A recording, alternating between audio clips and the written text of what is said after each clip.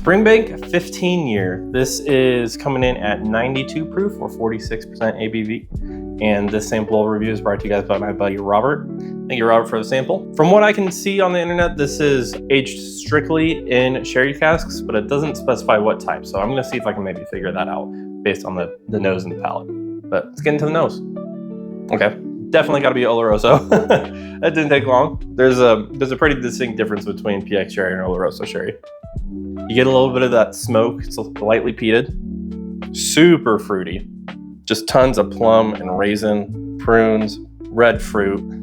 It smells thick and viscous, especially for 92 proof. Obviously, this is a 15-year-old Scotch, so you would expect some viscosity and stuff like that.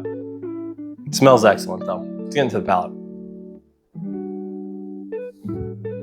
You definitely get the sherry a little bit.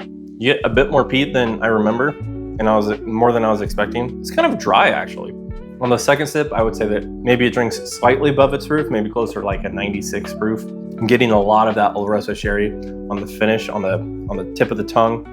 It really just kind of lingers for a while.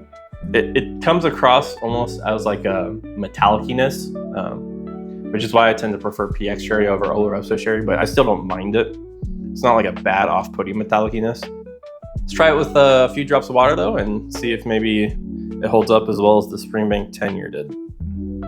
Okay, so the metalliciness on the nose as well as the peat died a bit back.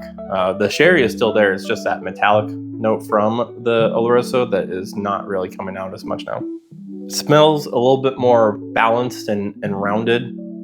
It's kind of like a cohesive flow from the front of the nose to the back. Let's check the palate water though. Definitely comes across as more well-balanced with a few drops of water, I would say. I definitely prefer it with the water. This seems to be something that's consistent with Springbank for me. It really just kind of rounds it out, gets rid of those notes that I'm not a super huge fan of. It dialed back the peat a little bit more, so you can still get the peat, but it's more of a wisp of peat more than on the front of the palate. It's not the first thing that hits you when it enters your palate.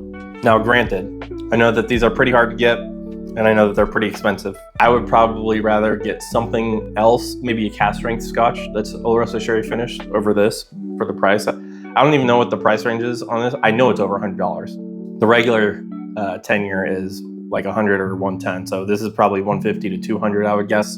And there's other pours I would rather have at that cost. So, but it's still great, very good. Again, appreciate it, Robert.